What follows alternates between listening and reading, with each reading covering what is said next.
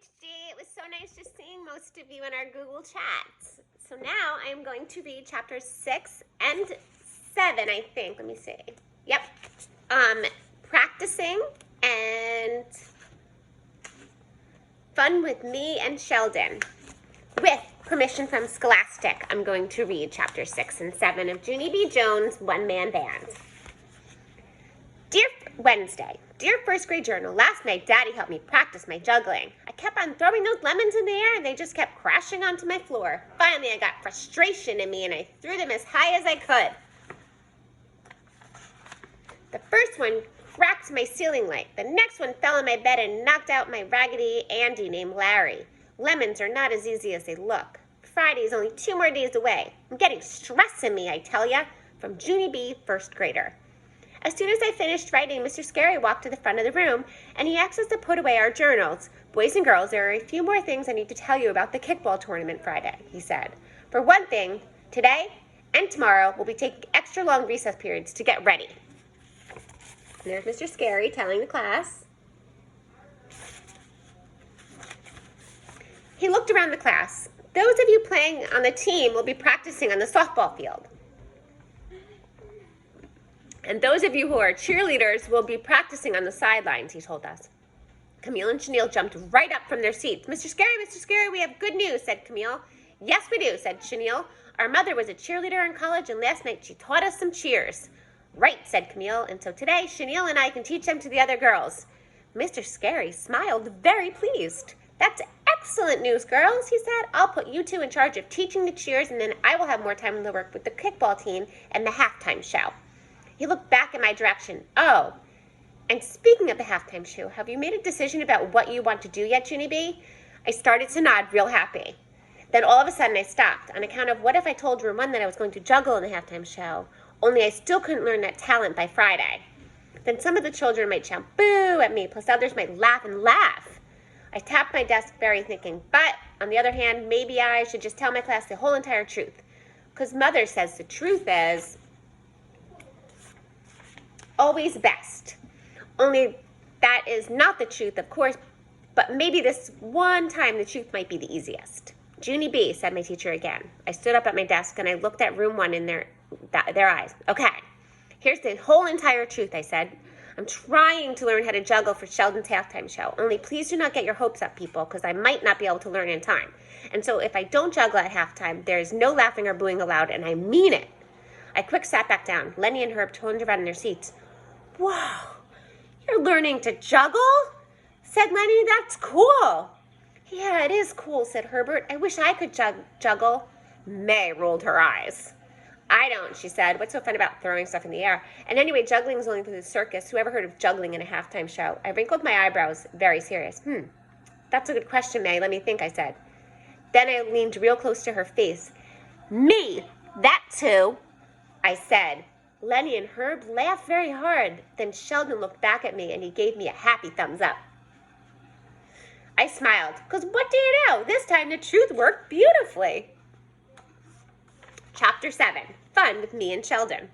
At recess, Mr. Scary got the kickball team started on their practice. Then he came over to Sheldon and me and he helped us with our halftime show. First, he gave me a wood block from the music teacher's room, plus also he gave me a drumstick. If you hit the wood block while you march, you and Sheldon will be able to stay in step, he explained. I smiled, very thrilled, because hitting stuff is right up my alley. I whacked that thing with my drumming stick. Then Sheldon crashed his cymbals together. And that was beautiful music. After that, Mr. Scary told us to form a line behind him, and then all 3 of us marched around and around the playground. And guess what? My wood block kept us in step, very perfect. After a while, we marched over to the microphone. It was on a stand in the grass. This is where you're going to sing, Sheldon, Mr. Scary said. When you sing into this microphone, the whole audience will be able to hear you. Mr. Scary smiled. We won't turn it on yet, but you can still practice your song, okay? Okay, said Sheldon, real thrilled. Then he stood straight and tall, and he walked over to the microphone, and he started to sing. Hark, Harold, the angels sing. He played the cymbals while he sang. It was very lovely, sort of. But Mr. Scary's face did not look delighted. He held up his hand. Oh, could you hold it a second there, Sheldon, he called. Could you stop singing for a minute, please? Sheldon stopped. Mr. Scary walked over to the microphone. Okay, well, That was very nice Christmas carol, Sheldon, he said, and you were singing it beautifully, but the trouble is, it isn't really Christmas, is it? And there's a picture that goes with it.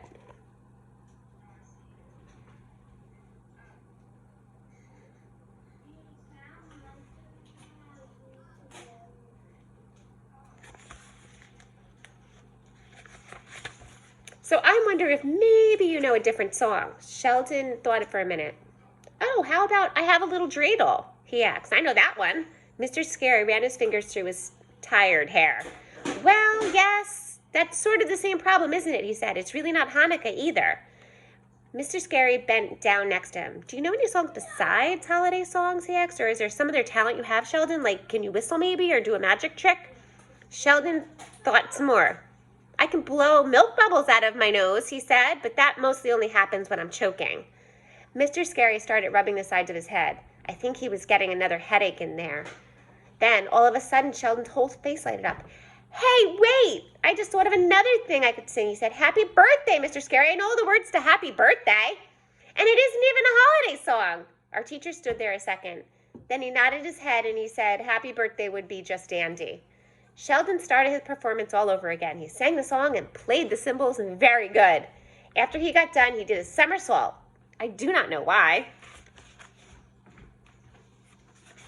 Then, hurrah, hooray, it was finally time for me. I put down my woodblock, then I reached into my pocket and took out my pretend lemons, and I started to pretend juggle. Juggling with pretend is way easier than juggling for real. I skipped and twirled and danced. Mr. Scary and Sheldon clapped and clapped. I did a bow, then I picked up my woodblock again and hit it with my stick, and me and Sheldon marched right off the field. We jumped around and did a high five. Then Sheldon picked me up and tried to twirl me around, only he actually wasn't strong enough, and so mostly I just dragged on my toes. His face turned reddish and sweaty. He put me down and wiped his head with his sleeve. Whew, you weigh a ton, girl, he said. I did a smile. I like that odd boy. I really, really do. And that's the end of Chapter 7.